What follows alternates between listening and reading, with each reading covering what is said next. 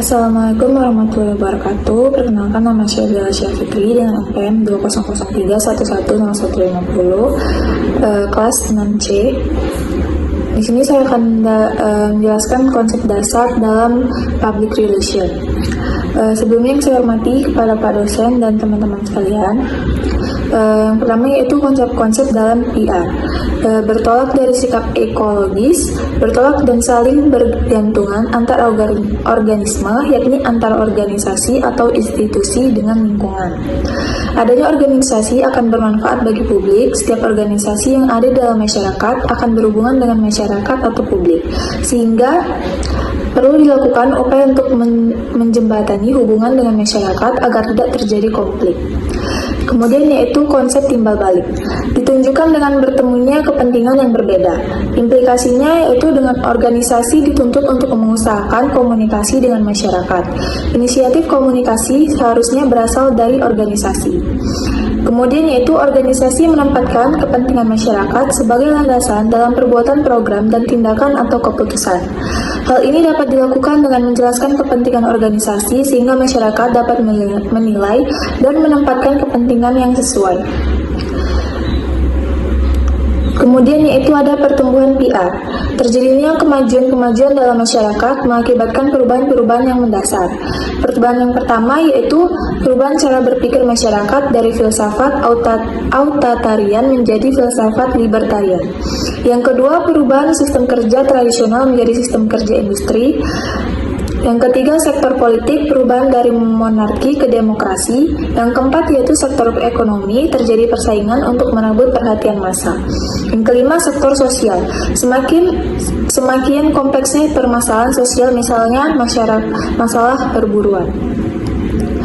Kemudian yaitu ada perubahan sistem kerja. Masyarakat tradisional, tenaga kerja terbatas, masalah juga terbatas. Konflik otomatis juga lebih relatif terbatas. Masyarakat modern, revolusi industri, berubahnya sistem kerja dari tradisional ke sistem yang modern. Muncul jenis hubungan kerja baru, relasi industrial atau buruh dan pengusaha pemerintah.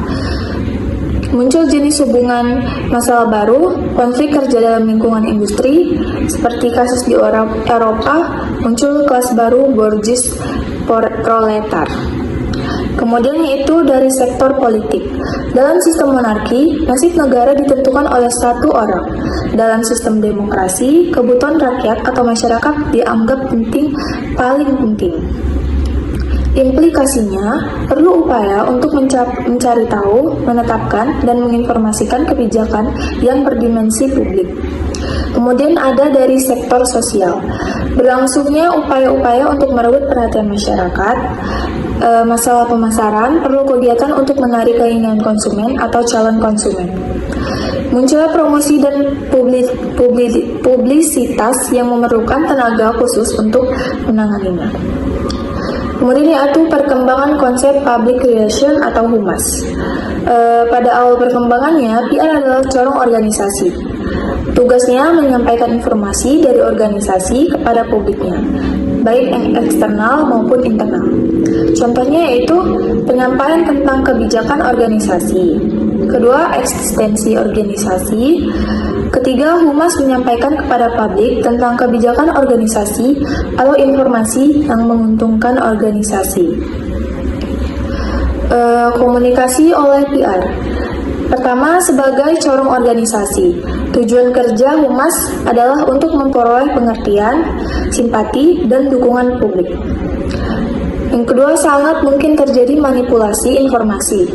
Humas berpotensi menginformasikan hal-hal yang baik-baik saja dan menutupi hal-hal yang mengancam organisasi.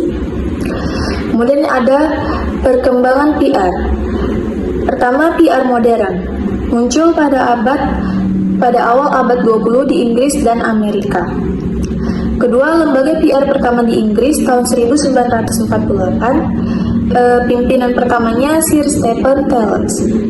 Yang ketiga, Amerika dari perusahaan Ledbetter-Lee dari perusahaan kereta api Pennsylvania Railroad pada tahun 1914. Adapun definisi humas yaitu hubungan dengan masyarakat luas.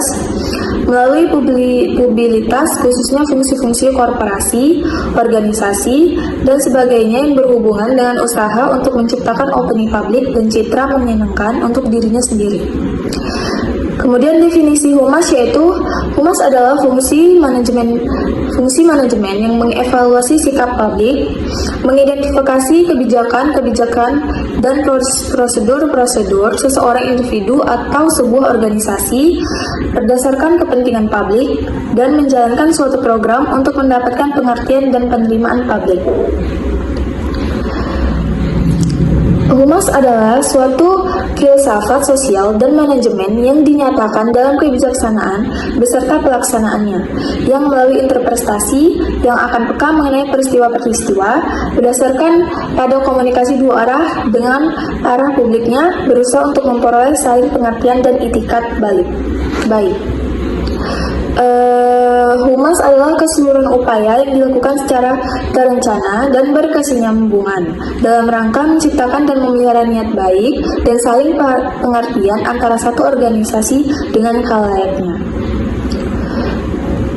Humas adalah semua bentuk komunikasi yang terencana, baik itu ke dalam maupun ke luar, antara satu organisasi dengan semua kalayaknya dalam rangka mencapai tujuan-tujuan spesifik yang berlandaskan pada saling pengertian.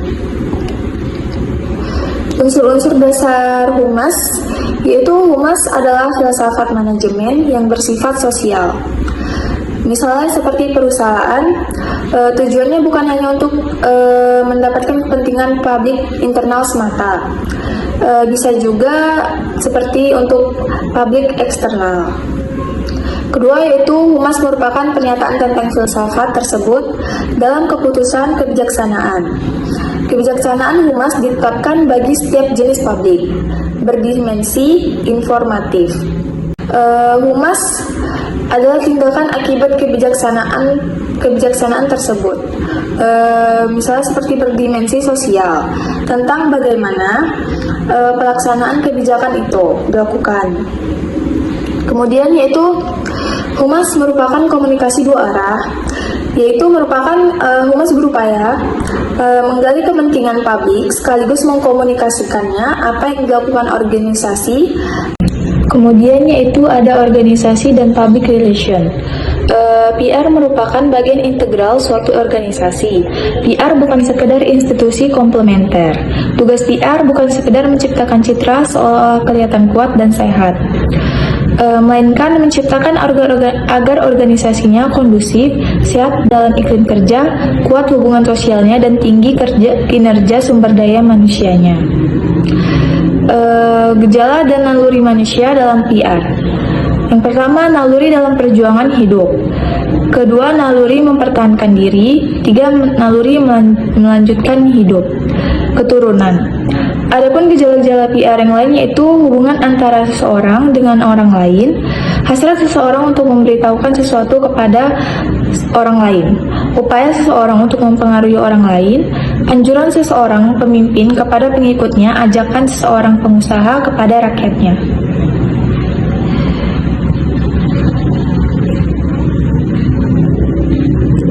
Melibatkan manajemen dalam menghadapi permasalahan, membantu manajemen untuk menanggapi opini publik, mendukung manajemen dalam mengikuti perubahan secara efektif, bertindak sebagai peringatan dini dalam mengantisipasi kecenderungan.